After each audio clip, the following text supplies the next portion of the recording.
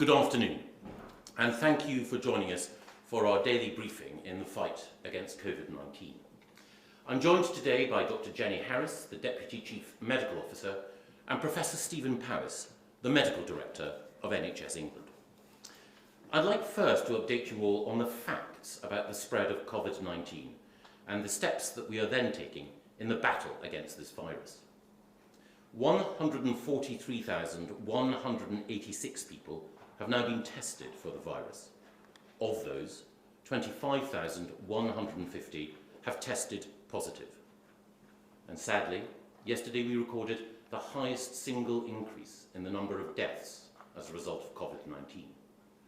381 people died, meaning that of those hospitalised in the UK, the number who have passed away now totals 1,789. Every death is the loss of a loved one, and our thoughts and prayers are with those who are grieving. Overall, 10,767 people in England have been admitted to hospital with COVID-19 symptoms. The largest number of those is in London, with 3,915 people in hospital care, while in the Midlands, the number of those hospitalised is now 1,918 and accelerating upwards. These numbers reinforce the vital importance of following the government's social distancing guidelines. The more we restrict contact, the more we slow the spread of the infection, the more that we can help the NHS build the capacity needed to care for those most in need. And that capacity is increasing. More NHS staff are returning to the front line, and more testing is taking place to help those self-isolating come back and to protect those working so hard in our hospitals and in social care. But while the rate of testing is increasing, we must go further, faster. A critical constraint on the ability to rapidly increase testing capacity is the availability of the chemical reagents which are necessary in the testing. The Prime Minister and the Health Secretary are working with companies worldwide to ensure that we get the material we need to increase tests of all kinds. And as well as increasing the number of staff on the front line and the tests which protect them, we must also increase the capacity to provide oxygen to those worst affected by the disease. We have just over 8,000 ventilators deployed in NHS hospitals now. This number has increased since the epidemic began, thanks to the hard work of NHS professionals. But we need more. That's why we are buying more ventilators from abroad, including from EU nations. And it's also why we're developing new sources of supply at home. Before the epidemic struck, we had very little domestic manufacture of ventilators. But now, thanks to the dedication of existing medical supply companies and the ingenuity of our manufacturing base, we have existing models being produced in significantly greater numbers and new models coming on stream. Orders have been placed with consortia led by Ford, Airbus, the Formula One racing teams including McLaren, GKN Aerospace and Rolls-Royce and Dyson's. And I can announce that this weekend the first of thousands of new ventilator devices will roll off the production line and be delivered to the NHS next week. From there, they will be rapidly distributed to the front line. And as well as increasing the capacity for ventilation, which helps support those patients worst affected, we're also increasing the capacity to provide oxygen to affected patients at an earlier stage in the process of the disease, helping to avert, we hope, the deterioration of their condition. A team led by UCL, working with Mercedes-Benz, will produce 10,000 new CPAP devices to support affected patients, and a team from Oxford University are also developing related technology. And in our determination to prevent as many patients as possible seeing their condition worsen, we are conducting rapid clinical trials on those drugs, including anti-malarials, which may be able to reduce the impact of COVID-19 on those affected. But even as we seek to explore every avenue to slow the spread of the disease, to reduce its impact, and to save lives, I'm conscious of the sacrifices that so many are making. That's why the Chancellor's economic package is in place, to support people through a difficult time. It's also why we're working so closely with our colleagues in the devolved administrations to coordinate our response across the United Kingdom, and I'm grateful to them, as I am to the thousands of dedicated public sector workers, cleaners and social workers, prison and police officers, those in the Royal Mail and in our schools. And I want to thank them, and also the leaders of the trade unions who represent them. In this united national effort, we're also delivering food and prescription drugs to up to 1.5 million of the most vulnerable who are self-isolating for 3 months. And we will do more to help, working with the 750,000 people who volunteered to help at this time. Many are already heavily involved in local community support schemes. And we want to work with them to ensure that we support not just the 1.5 million most vulnerable to the disease, but all those who need our help through this crisis. Those without social support, those in tough economic circumstances, those who need the visible hand of friendship at a challenging time.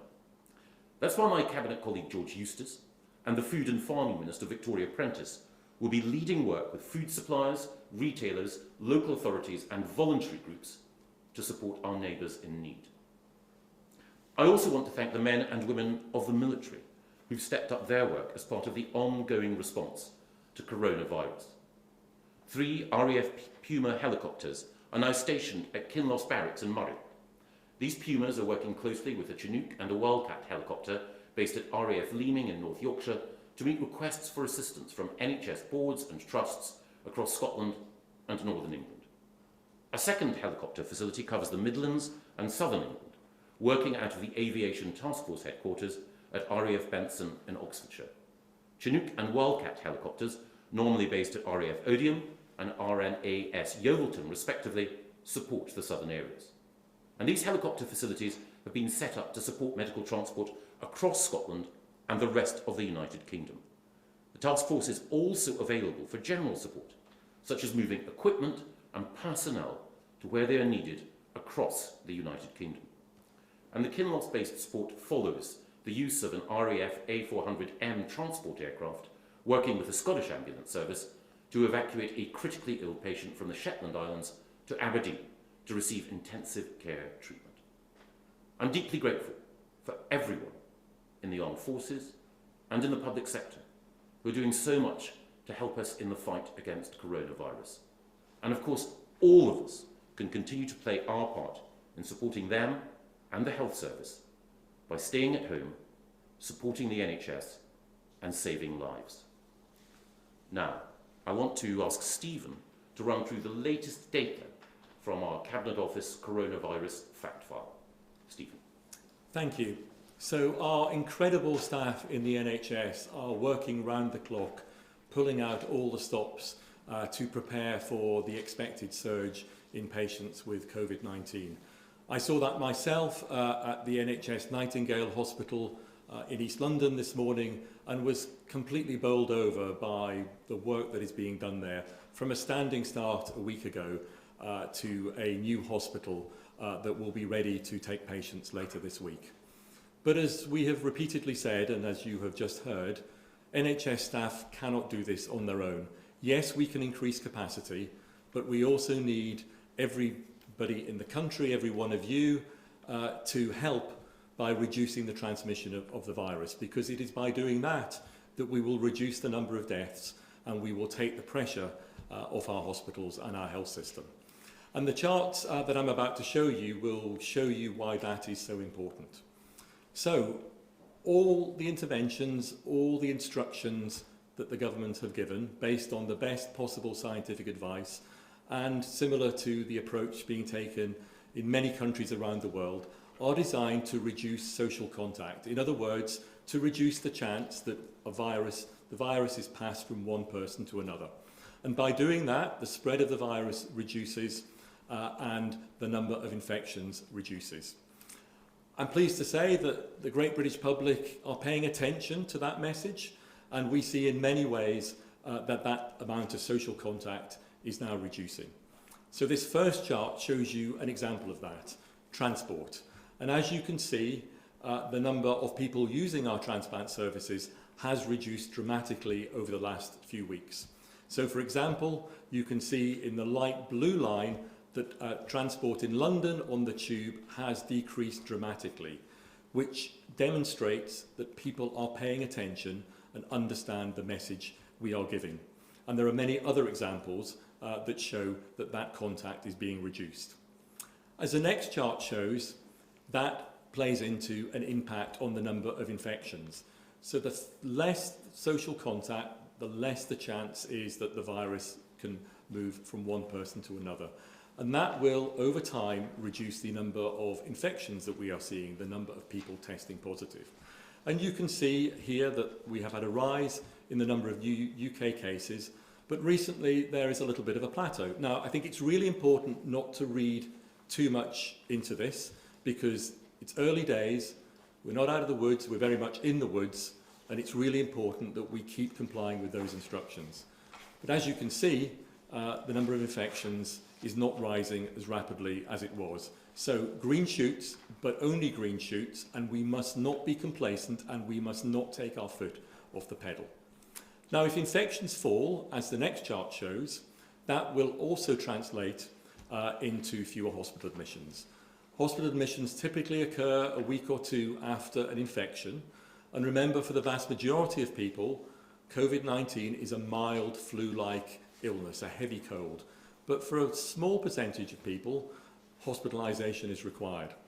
Now, you can see here that the rate of hospitalisation has been increasing. And we would expect that at this stage in the epidemic. But if those infections start to drop, then in the next few weeks, our hope is that the number of hospitalisations will also start to reduce. Now, the good news here is that that line is not going up very steeply, but it is still rising. We're not out of the woods. We need to keep our foot on the pedal. And as you can see there, around a third of the hospital admissions are in London, because as we have said and as we know, the infection is spreading more rapidly in London, and London is a bit ahead of the rest of the country in terms of this epidemic. Now, as the next chart shows, hospitalisation, unfortunately, some people who are hospitalised do die. Every death is tragic, and we absolutely need to avoid as many deaths as possible by all playing our part. So what we want to see over time is a reduction in the number of deaths. And you can see here a comparison of deaths in different countries, and you can see maybe in the very light line in the middle that China over time has flattened that particular line. In other words, the number of deaths have reduced. And so if we reduce the number of infections, we will reduce the number of hospitalisations, and we will reduce the number of deaths. Maybe some green shoots, but the last thing I would want is a message to anybody that this is a time to take our foot off the pedal, to not comply with the instructions, because this is not a short haul. As we've said, this is going to take time, and it's important that we all stick with it. Everybody. Thank you. Thank you very much, Stephen. We'll now go to our colleagues in the media to ask a series of questions. And first we turn to Hugh Pym of the BBC. Hugh. Thank you. Many NHS staff are saying that testing for them is not obviously available in their places of work now or somewhere accessible, even after pledges made by officials and ministers in recent weeks it was a priority. What do you say to them? Well, Hugh, we want to increase the number of tests. We are increasing the number of tests. I mentioned earlier that one of the constraints on our capacity to increase testing overall is supply of the specific reagents, the specific chemicals that are needed in order to make sure that tests are reliable. It's also the case, as I'm sure you're aware, that we've been working with the private sector and with academics, and Boots, for example, have increased the number of drive-in centres for NHS and frontline workers to be tested. But I'll hand over to Stephen first of all. So you're absolutely right, Hugh. It's absolutely crucial that NHS staff are testing. As I've said before, that's for two reasons.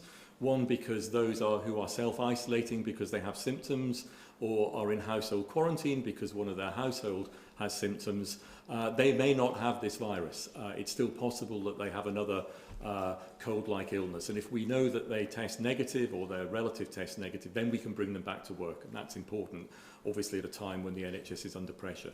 And then secondly, if they have had the virus, then it is likely that once they get over the infection, they will be immune, and that's really important to know as they come back to work. So I'm really pleased to say that as testing ramps up, it is producing the capacity to increase our testing of staff. We wrote to all NHS trusts on Sunday to ask them to start to produce lists of the staff that are most key and that they would want to test first, or the households that they would want to test. And they are already doing that, and we are beginning to ramp up the testing of staff exactly as Sir Simon Stephens promised on Friday when he was here. Thank you, Steve. Jenny.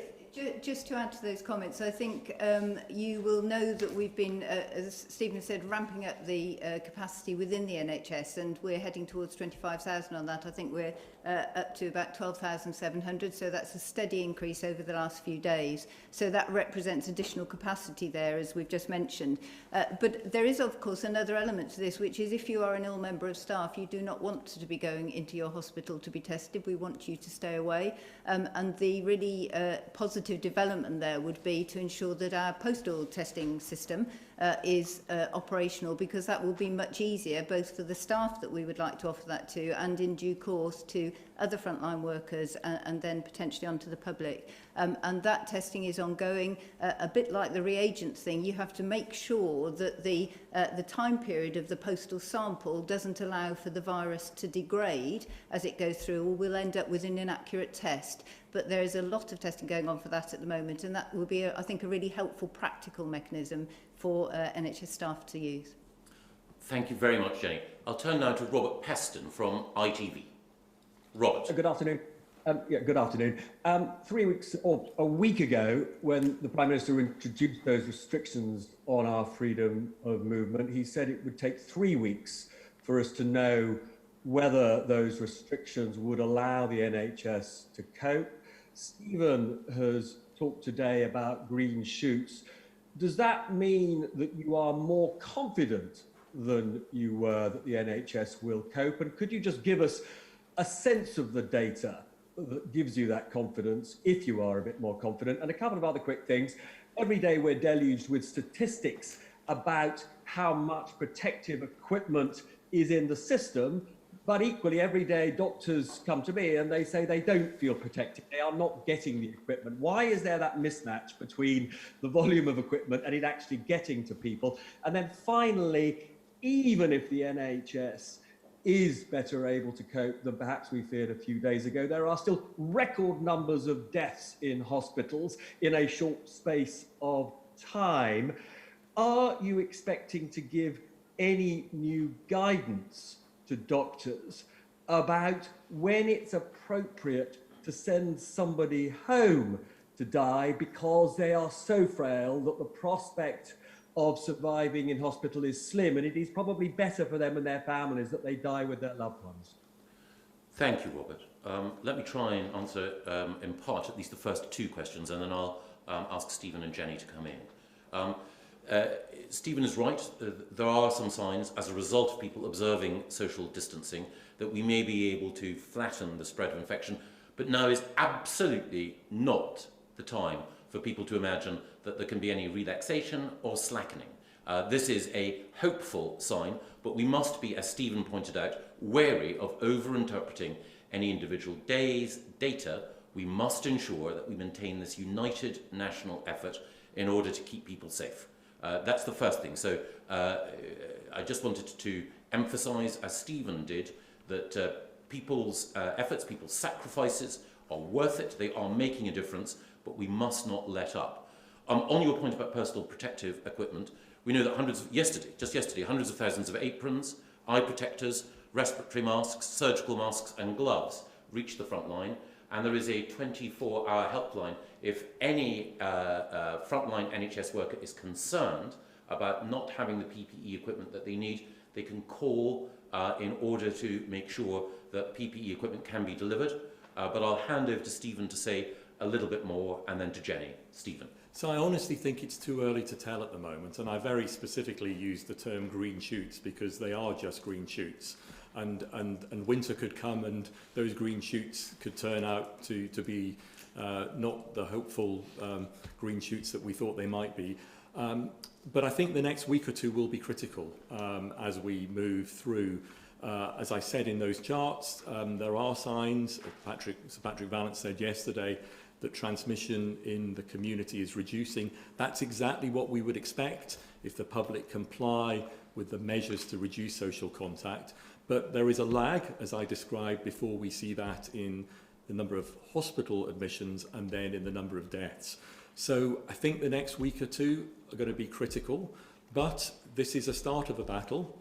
We can stop this virus, but we're at the start, and we mustn't let go of the measures and let go of everything that we're doing. We have to keep the foot on the pedal, as I said, no complacency. I want to encourage the public that they are playing their part, but I don't want to give the message that we need to do anything other than maintain our compliance with the instructions. Everybody needs to do that because that is the only way. That is the only way that we will get through this. Thank you, Stephen. Jenny, I don't know if you want to address Robert's third question, a sensitive question, obviously, about... I can do... I'm happy to start on that one, and also I was going to contribute on the PPE question, which I might start with, and if that's okay. So I think if your question was quite interesting, actually, because the way that you posed it around personal protective equipment was very much about were people getting it and how did they feel about it? And I think that is actually really critical. So I think the first thing to say is the UK has always had sufficient stocks to date that it needs against its guidelines, and those guidelines are amongst the best in the world. The WHO actually produced a statement at the weekend very much supporting our guidance on that. It's equivalent to Australia, Canada, it's supported by the European Society of Intensive Care and the Society of Critical Care Medicine. So there is a strong evidence base around what we recommend. I think there has been a lot of concern in the system about whether our guidance differed in any way, and we are continuously reviewing that to the extent that we have asked the Health and Safety Executive to have a look, and they have produced some very positive guidance on that. And equally, there was a report by Tricia Greenhalgh around face masks, which was also very supportive of the position we have. So we are continuously checking. I think one of the issues and I have to admit, I stood here, I think, about 10 days ago and said, very probably optimistically now in the past, we've solved the PPE position. So my apologies, because 48 hours later, I think, our distribution issue had popped back in again. And so the distribution element has been a little bit tricky at times, and we have now taken a whole strand of the logistics, including with the Army support actually, out so that we are developing a UK position on that stock and distribution flow. And the underlying critical point about this is that the PPE should go to match where the critical clinical risk is. So that doesn't matter whether you are a consultant in an A&E department or a domiciliary care worker looking after a resident at home. You may not have the same PPE. In fact, I would expect you not to have, but the PPE that you have is proportionate to the risk exposure that you have. That's really important. So it doesn't matter where you are in the system. So I think there have been some distribution issues. We're developing an e-system, so that will make it much easier for example, for care homes to have that. But then I think I wanted also to address the second point, which is actually how people feel. So Stephen and I almost certainly have colleagues, friends, family working on the front line and are very attuned to how it feels. Just as it does for the rest of the public, this can feel quite frightening at the moment. And if you are continuously seeing patients coming through the door, that is particularly the case. So we're very attuned to this, and what we have been doing over the last few days is reviewing our guidance to see if, although we're quite satisfied with the technical basis of it, if we can make some small tweaks, if you like, to ensure that people feel safer in what they're doing, and we're addressing that over the current period. Thank you, Jenny. Did you want to address Robert's point about... or Steve? End-of-life care is obviously incredibly important. And I think one of the aims that we have tried to maintain throughout this by increasing the capacity of the NHS and also suppressing the virus and reducing the demand on the NHS is to ensure that clinicians, doctors, nurses can manage patients as they always do, and manage end of life as they always do. So I would expect end of life care to be just as good as it is in normal times. And I know that's something that our clinicians and hospitals and other healthcare facilities are thinking about very carefully. Clearly, with the additional impact of the virus, this particular virus, we do need to think carefully about when people are discharged from hospital, if they have had COVID, and so we have issued specific guidance to assist in that discharge, for instance, discharging into care homes. So we've taken account of the fact that over and above our normal procedures, we need to take account that we have a new infectious disease. Thank you very much, Stephen. And I want to turn to Charlotte Ivers of Talk Radio. Charlotte. Thank you, Mr. Gove. Germany and South Korea have been held up as examples of how to get this right. How would you all describe the UK's response relative to that, better or worse? And if I may, Mr. Gove, can we expect to see tax rises in the next couple of years after all of this is over? Well, thank you, Charlotte. We learn from other countries. We collaborate with other countries. And I think that it's certainly the case that different countries with different healthcare systems have approached dealing with the virus in overlapping complementary ways. I think that one of the things I would say, just observing it, is that the NHS has formidable resources and advantages. The dedication of our staff, the fact that we can stand up a new hospital like NHS Nightingale so quickly, and the quality of the data and the scientific input that I see when I observe the work of dedicated NHS professionals and scientists, well, I'm in awe of it. So I think that we should be, all of us, grateful that we have the NHS and that we have the academic excellence that underpins it. But of course, we can and are learning from other nations in their approach to dealing with the virus. On the question of the economic choices for the future, I think the most important thing to understand is that the Chancellor has taken steps in order to ensure that we can put our arms around workers in order to ensure that they can feel confident about their future. That's the best way of making sure that more people are kept on by employers, that the economy can grow again in the future, and that the mixture of different instruments at the Chancellor's disposal, including borrowing, are there in order to ensure that we can see future economic growth. Tax decisions in the future will be a matter for the Prime Minister and for the Chancellor. But on international comparisons, I don't know, Stephen, if there's anything more you want to add? Yes, so I think there's a few points about international comparisons. So firstly, there are differences between countries in how the virus has come to light. So in some countries, for instance, Italy, where in northern Italy there was a very concentrated spread of the virus in a particular part of the country. So countries have responded in different ways, and the virus has emerged in different ways. And we can learn from that, but it's not the virus has not made it manifest itself in exactly the same way in every country. Second point, as Michael said, is that different countries have different health systems, and in fact one of the great strengths of the NHS means that we are in a position to coordinate care very well. So, for instance, in London at the moment, which is the part of the country under most pressure, hospitals can support each other. It is possible to move equipment, it's possible to move patients very easily, and that's because we have an integrated whole country health service that is very used to doing that and can work together very quickly. But the final point I'd like to make is you do see differences in approaches between countries, but the fundamental science underneath this and the fundamental objective of all the approaches is to reduce the transmission rate. So everything that you see in every country, including all the measures here, are designed to reduce the transmission rate. It's very simple maths. If one person infects two people, and those two people another two, then the virus increases at a very fast exponential rate. If we avoid contact with each other, and for instance, for every two people, one person is infected, then it will very rapidly decline. And that is the fundamental approach that every country is taking in the measures that they take. So you may see subtlety in the difference of the exact measures, but the objective is exactly the same, to reduce the spread of the virus. Thank you. Jenny. So just adding a little bit of detail to that, perhaps, on the epidemiology. I think you were mentioning South Korea and Germany. So South Korea was a very particular example in a way, in the sense that it had a very significant outbreak in 2 locations. And in fact, the way that it deals with that has been the same that we would deal, for example, with an outbreak in a care home. We are still very much contact tracing in detail those outbreaks to contain them.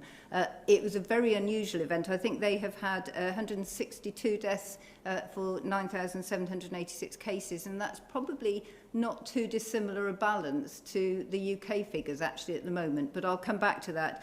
Germany is very interesting. They've had 62,285 confirmed cases, 590 overnight.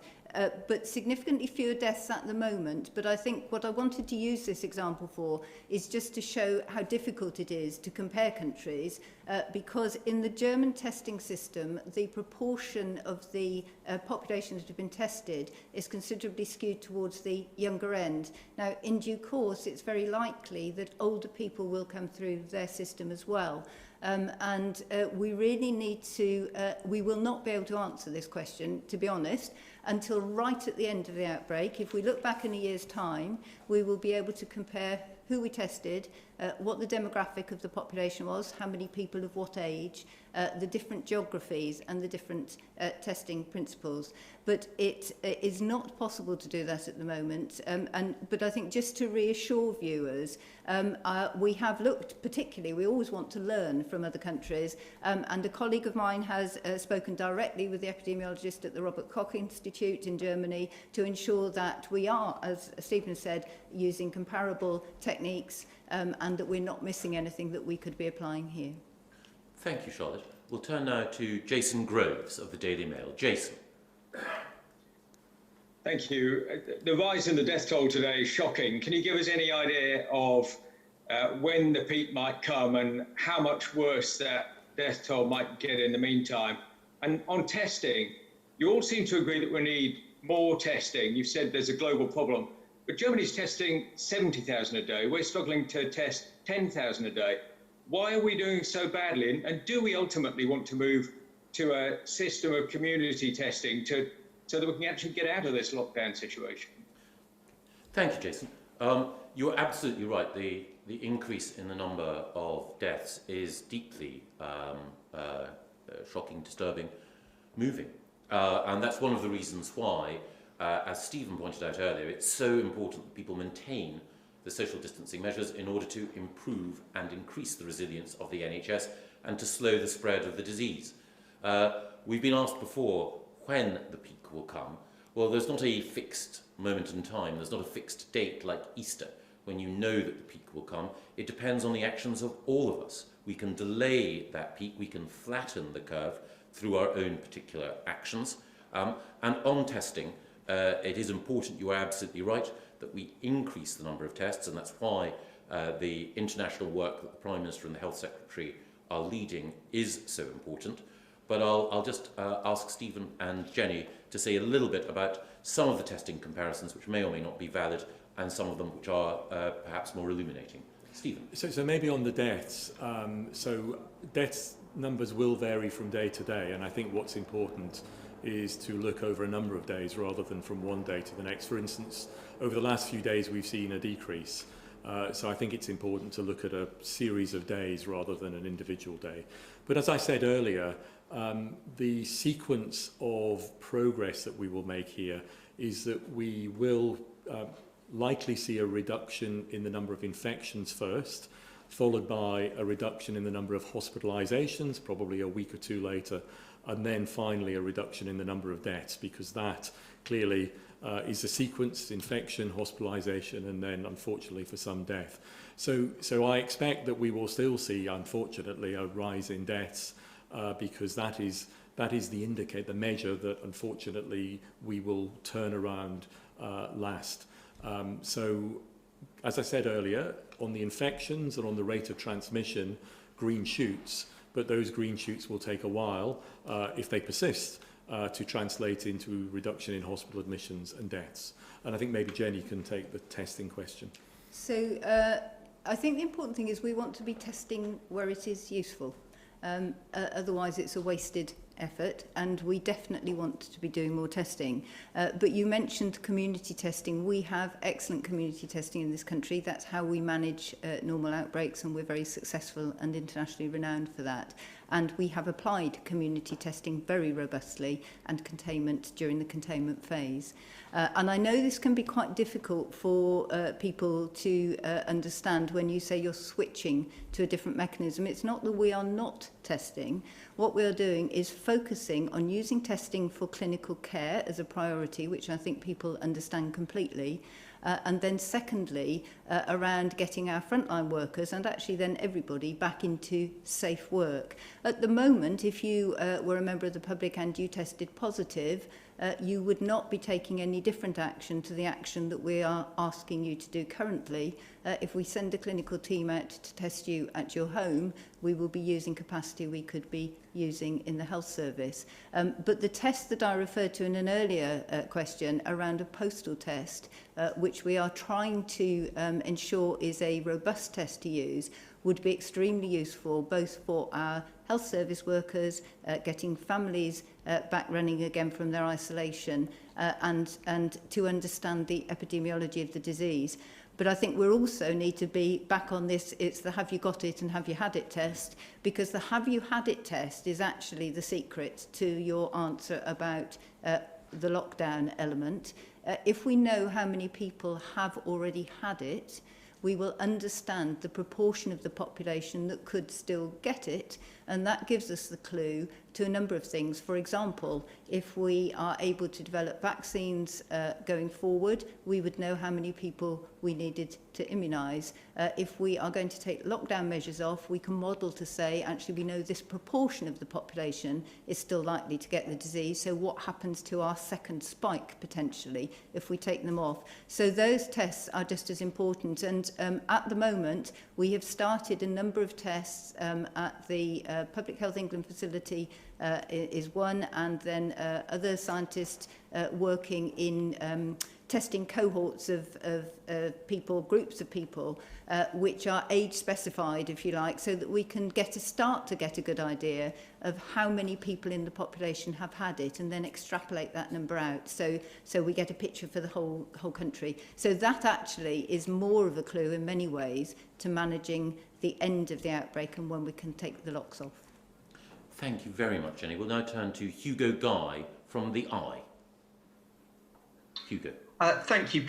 Professor Powis, can you give us any more information about the NHS's critical care capacity? Are there any figures available about on to what extent that capacity has been filled so far, to what extent that capacity will be filled? Do we still expect that demand will stay within the NHS's capacity? And are there any issues on specifically the question of how quickly people can come out of intensive care once they go in? Are we still satisfied that all those figures all those models are working in the right way so that the NHS can stay within capacity throughout the whole outbreak? Thank you, Hugo. Stephen. Yes, so as I said earlier, our plan is to increase capacity, and in particular to increase capacity of beds that can be used for patients, for individuals who need to be ventilated. So that is put on a ventilator machine to support their breathing. And that is what we've been doing over the last month or so, and that is what we will continue to do. So if I give you London as an example, because London is the part of the country that is most under pressure at the moment. Typically we have around 700 critical care beds in London, and our first surge has been to double those up to 1,400. So we are increasing every day. We are well above 1,000 now. We haven't reached that surge capacity within the hospitals of 1,400. And the number of people on critical care in London is still below that number. Now, of course, we have patients on intensive care, critical care units who have conditions other than COVID-19, and it's important that we maintain, and we are maintaining, the beds for those patients, although as we have stepped down elective surgery, that also gives us more capacity, because in complex elective surgery, people can require intensive care beds. So as I said a few days ago, and it is still the case, The pressure is building on London. We are seeing increases every day, but we still have headroom and we still have surge capacity to move into. And of course, the Nightingale Hospital in East London is an additional facility where we have built additional beds that can be used for ventilated patients. That will be ready to come on stream later in the week should we need to surge out of our hospitals into the into the NHS Nightingale. And as you know, we have plans in Birmingham and Manchester for a similar model, but the rest of the country is a little bit further behind. So we are within capacity, pressure is building. If the measures that we have implemented work, as I said earlier, then that will start to relieve the pressure, which is why it's so important we all keep to them. Thank you very much, Stephen. And we'll turn now to Torquil Crichton from the Daily Record. Torquil. Hello, Mr. Gove. Mr. Gove, you talked about reducing contact as the ministers do every day. But at the Daily Record, we get reports every day from employees being asked to turn up for work at what most people would consider non-essential industries. This isn't just a London problem. In Scotland, trade unions report construction and maintenance, road maintenance continues. Insurance call centres tell their staff their work is essential. We even have defence contractors continuing to build precision-guided weaponry, hardly life-saving industries. As the First Minister said today, we can rebuild the economy, but we can't bring back lives. So why are we continuing to risk lives and the health of frontline staff by allowing people to go to non-essential jobs? Isn't it time for new guidelines on who should and who shouldn't be at work? And one for Jenny Harris, perhaps. Last week, we had a healthy 21-year-old succumb to coronavirus, and today, sadly, we heard of the death of a 19-year-old, apparently with no underlying health problems. Are young people wrong to think that coronavirus is just something that affects old people? Thank you, Torquil. I appreciate that when people are considering decisions about going to work, the one thing that they want to do is to know, am I doing the right thing? Well, we've stressed that wherever possible, people should work at home. Now, that's easier in some jobs, careers and professions than others. But there are people who are going to work in construction and in manufacturing and in food production and supply who are contributing to making sure that the broader health and well-being of the nation is maintained. There's clear guidance on the importance of social distancing. If it is the case that any employee feels that, for example, their work in a call centre, which can often be vital to making sure that services are provided, is not consistent with Public Health England or other social distancing guidelines, I hope they'd get in touch with me and indeed with your excellent newspaper so we can point out to their employers the vital importance of making sure that people are kept safe at work. There are some roles which require people to work in the workplace, in manufacturing and elsewhere, but social distancing rules should be followed wherever possible, and no one should feel that they're unsafe at work. And I'd also say that trade unions have an important role to play here in making sure that employers are aware of their responsibilities and obligations as well. But Jen. Thank you. Yes, I mean, how sad is it that two very young people at the start of their lives have lost their life, and I'm sure that has come as a huge shock to their families. I think we have been clear that although what we know about this disease is that in general younger people are not having significant severe illness, it is the case, very sadly, and it is actually the case with flu, for example, although we perhaps don't communicate that frequently, that young people can still be affected. I think in some of the, and I don't wish to put an ageist picture on this at all, but I think because when you're younger, you tend not to think of death, dying, and that it's not something which is part of your usual consideration.